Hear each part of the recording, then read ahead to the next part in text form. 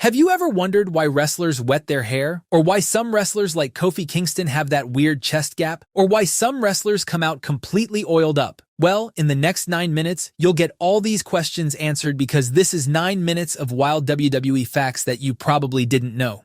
Starting with the surprise entrance trick. Ever thought how wrestlers like Undertaker and Bray Wyatt magically appear from under the ring for surprise attacks during a match?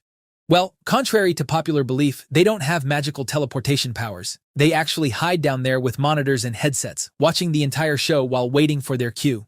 But speaking of dramatic entrances, those massive pyrotechnic explosions you see? The fireworks themselves are completely silent. They're basically just fancy sparklers. The loud bangs you hear actually come from hidden sound pots tucked away behind the stage, keeping the noise safely away from the wrestlers while they made their grand entrances. And nobody milked an entrance better than The Undertaker, who admitted he'd deliberately make his walk even longer if he knew he was about to have a terrible match. His logic was simple. He wanted to give the fans something on the entrance because they're going to be disappointed once the bell rings anyway. But once that bell actually rings, something weird happens to wrestlers' bodies. Have you ever seen a wrestler sneeze during a match? Probably not, because the combination of physical activity opening their airways and the massive adrenaline rush makes sneezing physically impossible. Their bodies are literally too busy to sneeze. Speaking of bodies, Shawn Michaels got paid $3 million over 4 years to keep his body on the couch. Vince McMahon handed him over $700,000 annually from 1998 to 2002 purely to prevent him from jumping to rival company WCW. But while Michaels was at home cashing checks, Sin Cara was backstage making an embarrassing mistake. When the masked sensation first joined WWE, he was super excited to meet Curt Hawkins. But after several confused conversations, everyone realized Sin Cara genuinely thought Curt Hawkins was Edge and had been mixing them up the entire time. Now let's talk about what happens when wrestlers crash through tables. The tables you see at ringside are rarely wooden and are actually made from super thin chipboard designed to shatter on impact. They're basically theatrical furniture that looks solid but breaks easier than a fortune cookie. And the refs counting those pinfalls after table spots? WWE deliberately refuses to hire any referee who's 6 feet tall or taller. The entire strategy is making wrestlers look bigger by comparison by creating an optical illusion. The commentary team calling these matches has their own brutal challenge. They stop drinking any liquids 3 to 4 hours before showtime to avoid needing a bathroom break. When Booker T joined in 2011, nobody told him about this rule. He disappeared mid-show to use the restroom, and his voice was just gone from the broadcast for several awkward minutes. But Booker's bathroom break is nothing compared to what happened to Big Show during a match with Brock Lesnar in South Africa. After eating some seriously bad food, Lesnar's F5 caused Big Show to have a messy accident right there in the ring. Brock thought it was hilarious, but Big Show definitely didn't. Speaking of things wrestlers do before matches, there's a reason they always come out with soaking wet hair. Wet hair is heavier and moves more dramatically than dry hair, making every strike look way more impactful. But sometimes, wrestlers don't make it through the entire match. Andre the Giant once literally fell asleep during a bout with Sergeant Slaughter. But unlike Andre's real name, Santino Marella's ring name was completely made up as a tribute to WWE legend Gorilla Monsoon. WWE created the surname Marella to honor Monsoon's real name, Robert Marella. It was a touching gesture that most fans never even noticed. Now let's talk about why wrestlers look so shiny. That oil coating their bodies isn't just for showing off muscles. It actually helps them slide in and out of submission holds and creates less friction during certain maneuvers.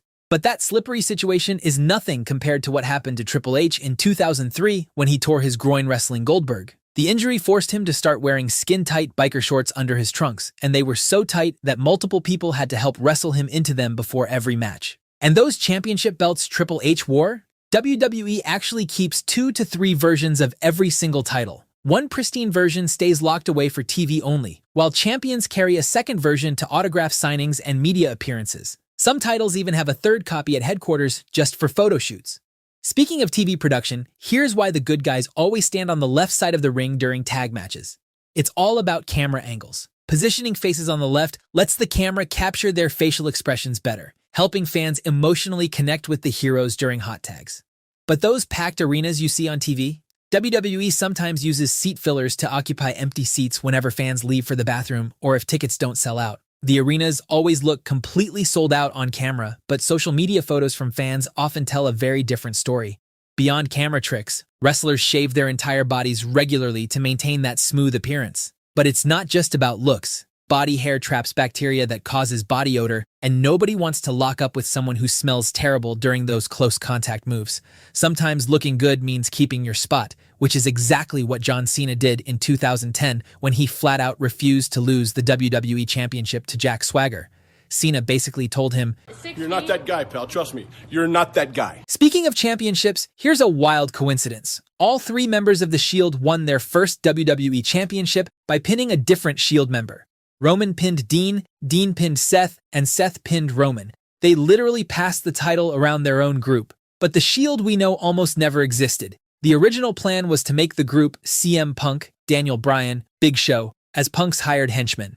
Punk hated the idea and suggested using 3 unknown wrestlers instead, which is how we got Ambrose, Rollins, and Reigns. Speaking of wrestlers getting screwed over early in their careers, Jeff and Matt Hardy were paid $150 per match when they started. Their trainer took $100 as a booking fee, leaving the brothers with just $50 to split between them, and they still had to pay for their own gas and travel. That kind of financial chaos is nothing compared to the title chaos of 1999. The WWE Championship changed hands 11 times in a single year, the most ever recorded. There were 7 different champions that year, including Vince McMahon himself. Speaking of shocking statistics, here's one that'll blow your mind. Michael Cole actually has a better win percentage at WrestleMania than The Undertaker. But speaking of baffling records, Brock Lesnar has never been pinned on Monday Night Raw. Of course, this is partly because Lesnar's approach to championships is pretty selective. He's only ever won world championships and has never captured any secondary title. The Beast Incarnate apparently considers anything below a world title to be beneath his level.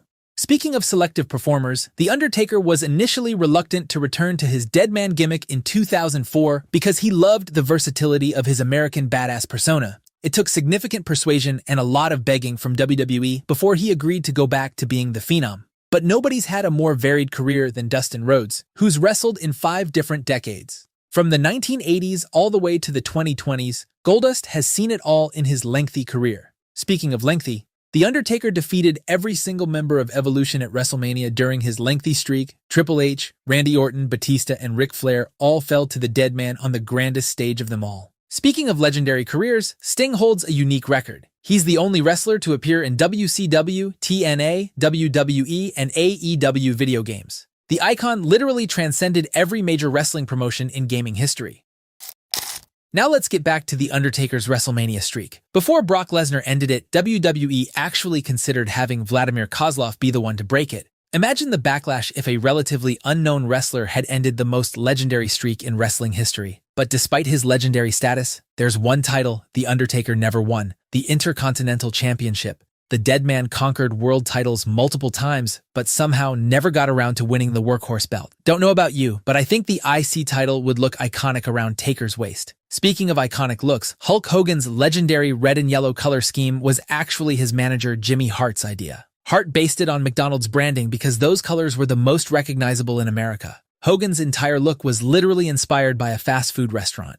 And WWE's attention to visual detail goes even deeper. Backstage interviewers are told to squat their legs during segments to appear shorter next to wrestlers. Every camera trick and body position is calculated to make the superstars look as larger than life as possible. But some things in wrestling are just downright eerie. Both Eddie Guerrero and Umaga wrestled Mr. Kennedy just days before they died. Moving to something less dark, Dean Ambrose had to change his finisher from a headlock driver to the Dirty Deeds DDT for a very practical reason. The headlock driver was just too difficult to execute on taller opponents like Randy Orton and Kane. Sometimes you gotta adapt your moveset to reality. But here's a bizarre fact that might surprise you. The musician Sting pays the wrestler Sting exactly $1 per year to use the name. The wrestler trademarked Sting first, so the Police frontman has to pay up annually to keep using his own stage name. But while we're talking about music, Randy Orton briefly used CM Punk's iconic This Fire Burns theme song in 2006 before WWE decided it fit Punk's character better. Imagine how different wrestling history would be if the Viper had kept that song instead of Voices. Speaking of Punk, do you remember the time Punk dabbled in UFC? Check out this video next to find out what happened to Punk and other WWE wrestlers who got into real fights.